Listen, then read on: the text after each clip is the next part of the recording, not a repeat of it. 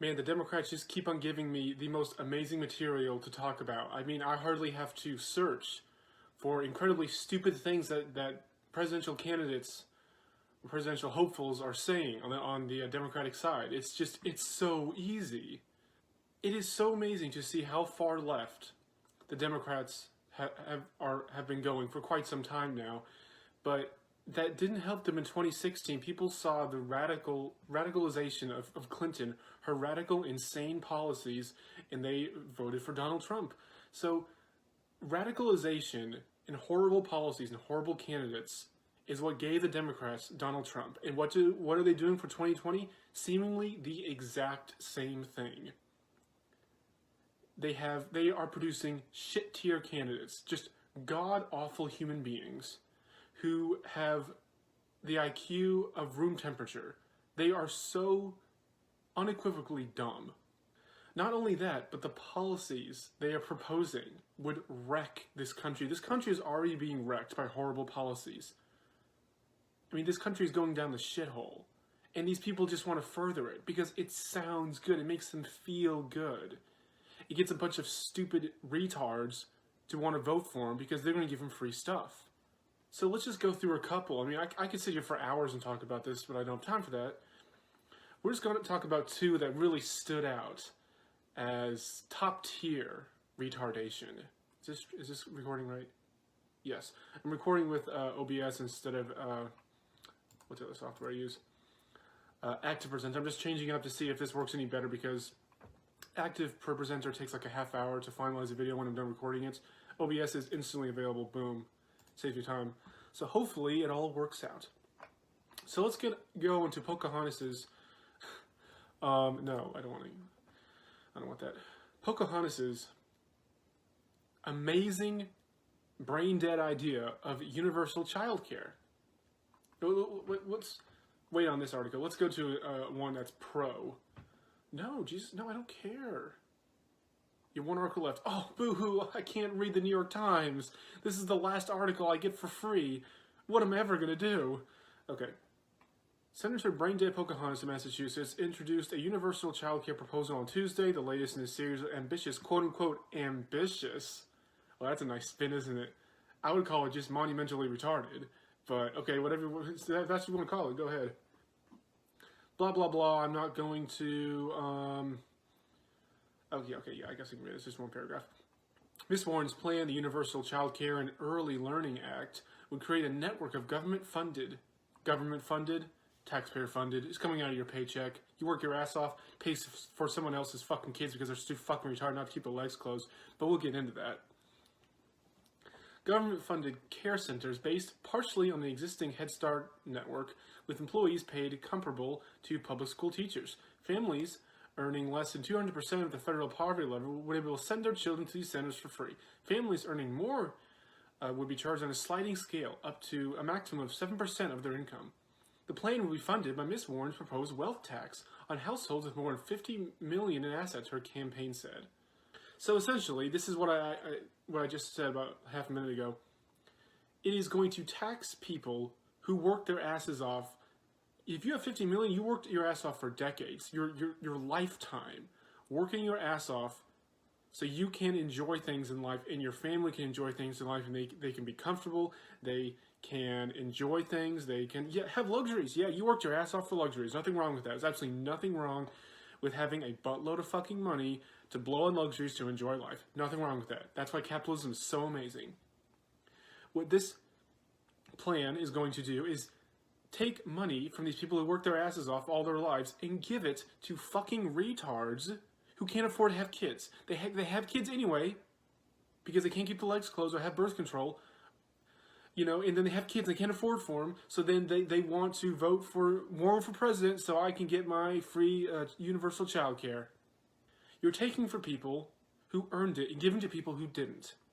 Now, while all social programs are in essence, which is why I want them to be as limited as possible, I don't think we should get rid of it entirely. I'm not that kind of libertarian. A lot of libertarians wouldn't call me a real libertarian. We're not going to get into that. I don't believe that we should have the level of social programs that we do, but I don't think we should get rid of them entirely. We should just have them as minimal as possible, just to help out people who are down on their luck just for a few months, unemployment, or I don't know, they lost their job, so they get childcare, for example. Nothing wrong with this temporarily. Because even if you take just $1 from someone's paycheck and give it to something like this, you are stealing from someone who earned that and giving to someone who they didn't earn this. So while it's a necessary evil, I agree, we should keep it as minimal as possible so it adversely affects people the least. But this is not what Democrats want to do. No, they just don't want to take a tiny bit of rich people's money and give it to poor people. No, they want to take 70, 80% of their fucking money and give it to people who didn't earn it. Having children is not a right. You are not owed children. If you can't afford to have children, guess what? Don't fucking have kids. Why do you have to explain this to adults? And you're going to say, well, what if they could afford to have kids when they did have kids and they fell down on their luck later in life and now they need help? There's nothing wrong with temporary assistance for a few months or whatever.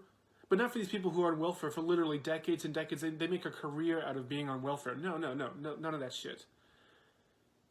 Taking 25% plus of people's paychecks and giving it to people for all of their lives so they can live off it and not have to work at all, that is morally wrong. If you tax people who make this much at 70, 80% as Alexandria Ocasio-Cortez wants to, there's so many wrong things with that. How to get through it all? You are lessening their buying power, which means that these rich people, if they are getting taxed at 70, 80%, they aren't spending a lot because they know, hey, the 30 or 20% that we keep, we kind of have to keep. We kind of have to save most of that. Most of that is going to go towards mortgage or college or a car, whatever, and we're not going to spend as much. As if we were keeping 80% of our paycheck, 90%, we would spend a fuck ton of that. Yeah, because we could afford to. All the millions, billions of dollars, because taxing is millionaires and billionaires, they aren't going into the economy. They're not going towards businesses. They're not going to strengthen the economy. They're going to people who didn't earn it, who aren't really spending it. They're just using it to fund these care centers. That's not going to the economy. This isn't talking about the government stranglehold on the economy. One of the many ways the government strangles the economy is by taxing the living fuck out of people. It's less money they get to spend, less money they use to invest. Government red tape. I mean, like, I don't know, you're a millionaire and you want to start your own business, as a side thing. Well, you can't do that if you're being taxed so hard. It stifles small businesses. Some small businesses are made by mom and pops, but lots of them are made by side projects of rich people. They work their ass off, working for someone else, and then they save up money, and then they start their own business. Well, they can't do that now because you're taxing them so much. This is one of the many reasons why this idea is so wrong, and why I'm so glad she's not going to win. There's no way she can win. There's no way she can beat Bernie Sanders and Kamala Harris for the nomination. Especially since she lied being a Native American. That's beside the point. This brain-dead, spoiled, rotten, rich white woman lied about being a Native American seemingly for decades, seemingly her whole life, to get ahead in life. But we live in a white privilege society. Well, why does she pretend to be a minority to gain privilege? Oh, is it because maybe affirmative action, equal opportunity employers favor minorities over whites? So maybe it would benefit a white person to pretend to be a minority? Well, why else would she do that if it wasn't a benefit being a minority in this country? How fucked up is this? So that was kind of a neutral / pro article. I'm not going to read the entire thing. Let's go into why this is a problem. Not only is the problem morally wrong, we can't afford it unless we tax the fuck out of people. Whatever, of all the things I just mentioned. It also faces a worker shortage problem because these are government-funded care centers. These are employees paid by the government. They need a fuck ton of government employees. Well, how are they going to get this many? Elizabeth Warren's plan for providing child care to all U.S. families who want it would require a creation of massive, highly qualified workforce for an occupation that already struggles to attract workers. No one wants to work in childcare. No one wants to be a teacher because that job sucks. Working with spoiled brats who have no structure at home and their parents allow this destructive, annoying behavior. No one wants to do that job, which is why it's really low paying. Everyone would want to be, I don't know, like a rocket engineer and make six-figure salary. That's why it pays so much. It's really difficult to do. Besides that, working with kids isn't that difficult. You just have the patience of a saint, which lots of people don't have.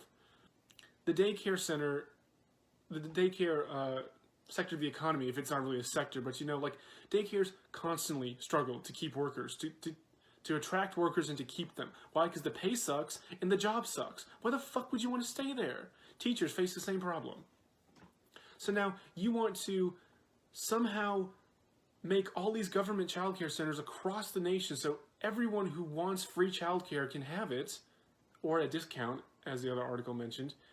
Where are you going to get all these people to do all these to run all these childcare centers? Advocates for universal childcare aren't sure precisely how many workers will be needed for the endeavor, but they know the U.S. is already facing a drastic worker shortage. One analysis from the left-leaning Center for American Progress found that half of families live in places with no available childcare. As much as I'm supportive of improving all childcare in this country, there are some very deep-seated issues that will take a lot of public will and money to take us where we need to be, said Christian Jewish last name, a child health expert at the Robert Wood Johnson Foundation. Blah, blah, this paragraph I've already read, New York Times. Blah, blah, blah. Okay, Moody's Analytics estimated that her plan would allow 12 million more children to have access to daycare, meaning that demand would require recruiting more workers and retraining those already in the field, largely because Warren's plan requires daycares to meet rigorous standards. Okay, I'm not going to read everything because it's going to take like half an hour just to read this one article. You know, you can read it for yourself. I'm just going to go through the important parts. Blah, blah, blah. Yep, so a left-leaning institution, the Center for American Progress, estimated that the measure would create 700,000 childcare jobs, but it isn't clear whether that figure would be adequate in meeting childcare demand. Any of these proposals would have to have a real ramp-up process to get the workforce in place to do it, said Patricia Cole, Senior Director for Federal Policy from 0 to 3, a group that advocates for policy supporting parents, infants, and toddlers. It certainly wouldn't happen overnight. So here's the gist of it. Obviously, the high cost of daycare in this country is a problem. No one's going to deny that. I'm not going to deny that. We need to solve that problem. It makes no sense that sometimes a spouse works, you know, the main breadwinner, and then the spouse works full-time also, or part-time, whatever, and a huge chunk of that second salary is just to fund daycare so the person can work. It doesn't make any sense. It's just, lots of couples, the second spouse, the one not the breadwinner, decides not to work. Is like, I'm just going to be working to put my child in daycare. Why don't I just stay home and then save all that money? It doesn't make any sense. Now, it speaks to the broader problem of, in the past, we had multi-generations in houses, and we had communities that would take care of these daycare needs. We would have grandparents at home that would take care of the kids while the parents worked. We would have communities where, like, a single widow, for example, would take care of a kid while the parents worked. Before we had these generational ties and community ties that took care of this daycare problem that now society we don't have. I mean, we don't have those ties. Therefore, we have this problem. That's why this daycare industry rose up. Because back 100 years ago, we didn't have daycares. It was all taken care of by communities and all the other generations.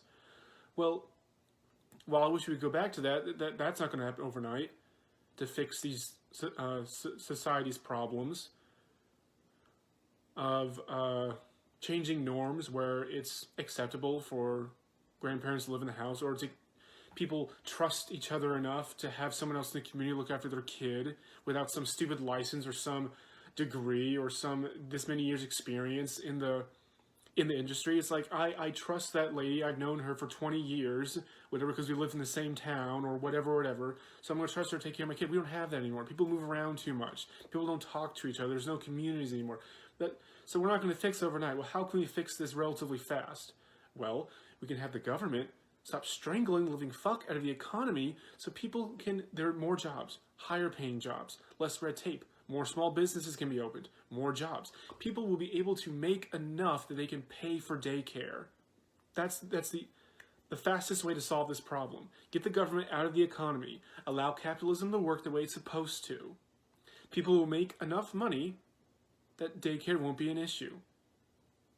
Rich people don't have to worry about daycare.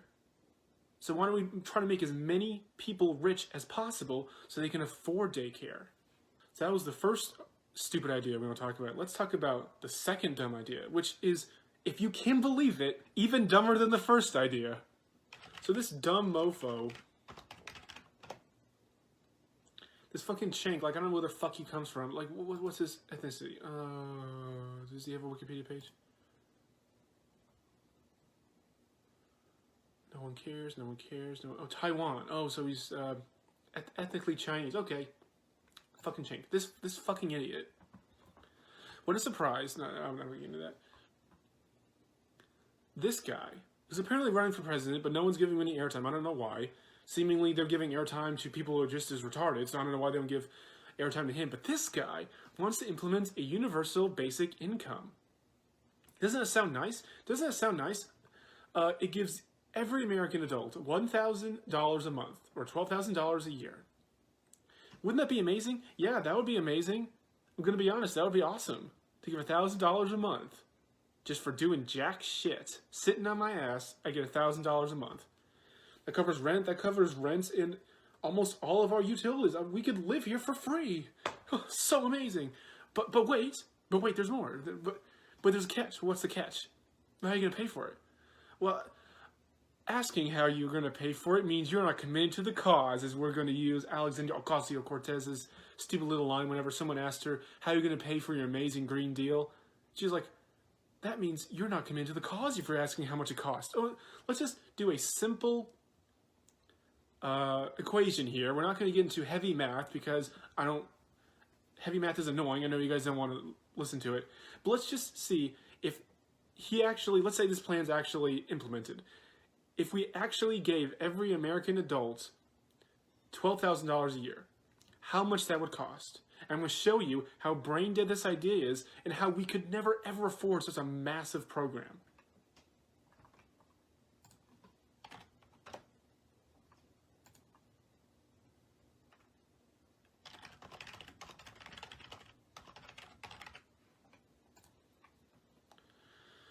Okay, this is an estimate, okay?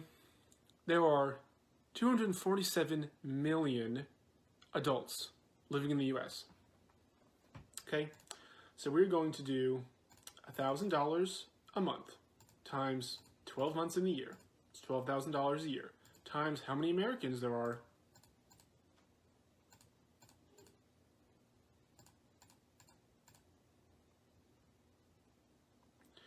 Well, I did this another time, and it...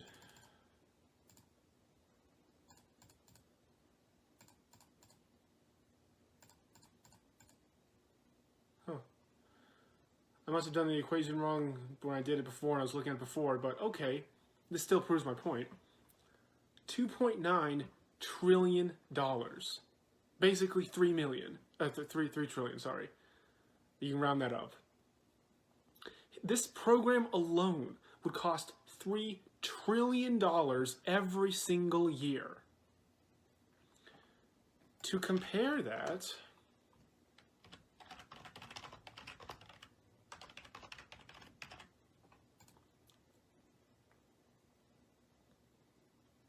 the entirety of the U.S. wars in Iraq and Afghanistan are $2.4 trillion.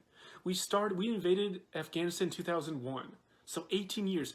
18 years of war in these two countries alone was $2.4 trillion. In 1 year, this program would cost more than the entirety of the U.S. wars in Iraq and Afghanistan.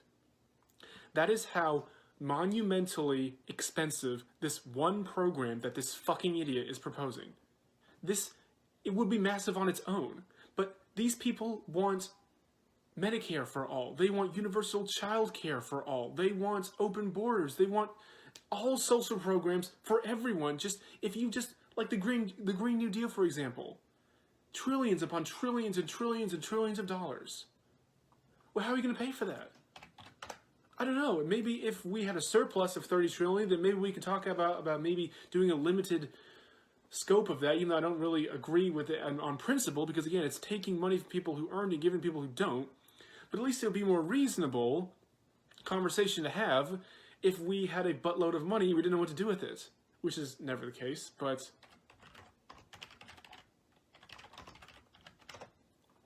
I love this handy-dandy little clock in real time. We are $22 trillion in debt. How are we going to afford this? How are we going to afford? And that's just 1 year. That's $3 trillion every single year. That's a huge chunk of the U.S. national debt in just 3 years. So 3 trillion times 3 years would be 9 trillion more or less. That's almost 10 trillion. That's almost half. Well, let's make through 4 years, because that would be 12 trillion. That's more than half. In just 4 years, we would add 50% of national debt to what we already have. And that's including in real time. Look at all this shit. How are we going to afford this? Even if we did Alexandria Ocasio-Cortez's and Pocahontas's wet dream of taxing millionaires and billionaires at 70 plus, 80% plus of their wealth, that still wouldn't pay for all this. Even if we spent no money on the military at all, that still wouldn't be enough. Even if we literally had no military whatsoever, still wouldn't be enough to pay for all this stuff. That is how expensive this shit is. And that's why I love taking a dump on these fucking idiots like Elizabeth Warren and Andrew Ching and oh my god, let's just shut up. Jesus. Sorry, the video is just playing for no reason. This is why I love taking shit on these people. Making fun of them, showing them how dumb they are. These is what these candidates need. They need someone based, someone who talks like how I talk, to go up to them on a debate one-on-one and show them all of this stuff and show them how dumb their ideas are. But they live in a bubble. They live in the bubble of 1%, where no one says anything mean to them. The only mean thing anyone has said to Hillary Clinton to her face was Donald Trump. None of these people, except the one who gets to the candidate, is going to talk to Donald Trump. He's going to destroy them on their dumb ideas. But except for that, no one is going to their faces and telling them how dumb they are. No one is showing them step by step. It has painstakingly taken about like 23 or so minutes to explain why their ideas are dumb and wouldn't work. Oh, and not only that, not only are they dumb, they wouldn't work, we can't afford them, but they're morally wrong. Across every single aspect, all of these ideas are horrible.